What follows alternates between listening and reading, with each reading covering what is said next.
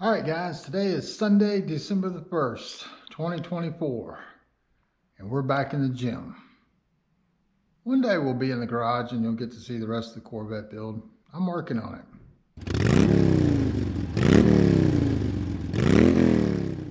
Got a couple new products in.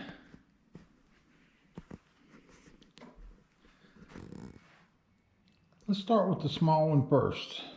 Okay, it's not a review or anything like that. It's just going to be an unboxing and my first thoughts on both of these pieces of equipment. This was an Amazon buy. I realized that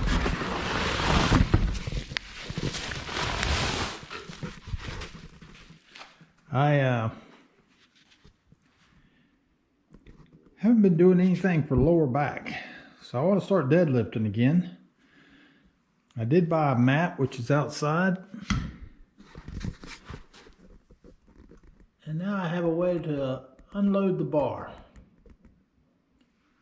This makes life a lot easier with one of these.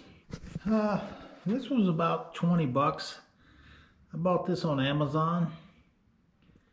We'll see how it works. I don't really see how it could fail. It's a pretty simple design. And it's definitely like a Walmart brand. What is that? Ritfit. It feels heavy duty.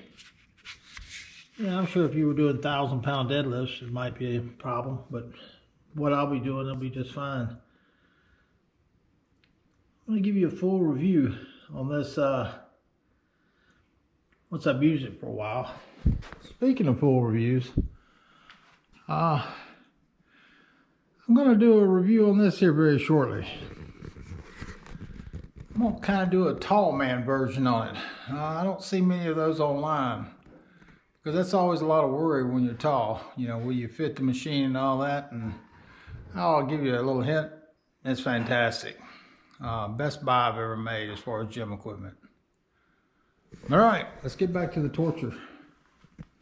I've opened this next box.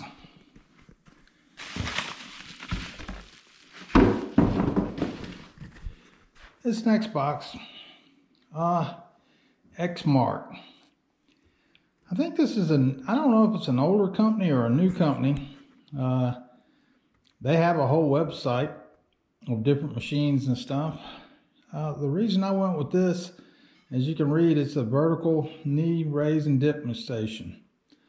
I've been looking for one of these for a while, but all the ones I found all have the pull-up bar on it, and I just don't need that. Yeah, I've got pull-up bar there, and then there's a pull-up bar in front of my Smith machine. So I was trying to find one without it. If you buy a commercial grade, they're about anywhere from $1,500 to $2,000. This one, I'm going to say it's probably in the range of the Titan equipment, but not sure yet. Never used this company before. I've seen reviews of it on YouTube, and everybody seems very happy with it. So let me get it set up, and I'll show you kind of the build process on it. Like I said, I haven't ever even seen this one myself. This one run a little over $200, so it's not very expensive. And of course, I got it on like the Black Friday sale too. So yeah, let me get this open and see what it looks like on the inside. The open box appears really nice. Looks like I even got instructions with it. I even had a cardboard cover on the inside. Everything appears to be wrapped really nice. Wow, that's heavy bolt. And this machine is heavy, by the way. I don't know what it weighs, but I was surprised when I went to pick up the box. I expected it to be light gauge steel. Let me get it out of the box so we can see what we've got, and I'll get back to you. Well, all right, guys. There's everything that came in the box. And I'm gonna have to say this is probably the most well-packed box I've had. I think it was even packed better than the big rep piece of equipment I have. It was packed very, very nice. Now let's find out if all the pieces are here. I think I'm gonna cut all these bolts loose first. That's always the hardest part about building anything, is getting the bolts out of this shrink wrap package. And it even has directions. Very small directions, but I don't think there's too much to this, so let me start putting it together and I'll show you if I have any hiccups along the way. All right, guys, we're about 30 minutes in, probably more like 20. We got the main frame set up. Everything has gone together perfectly. The only thing, the instructions don't show any washers being placed except in 2 spots so far. And I've got 10 washers down here on the ground, so I got a feeling when I get through I'm gonna need to put washers on the inside. But they it doesn't show it. I've looked, so we'll see. They're all hand tightened. I mean, as loose as it can be right now. It'll tighten on up once I get the wrenches on it. All right, let me finish it up and I'll show you what it looks like. All right, guys, it is complete. And as of right now, I'm very happy with it. It's very stable. I don't really have the energy right now to demonstrate all the exercises, but it's very nice for the money. I mean, this is a $200 piece of equipment. And I think it'll work for a lifetime for me. I know the wife is anxious to use it. But basically, you do your leg ups up here, your dips here, and then you can do push-ups off the bars on the bottom. And guys, as you can see, my gym is pretty much full.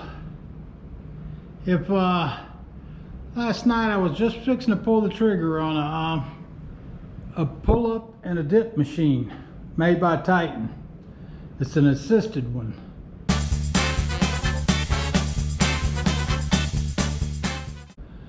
I thought it would fit here, but it's way too big.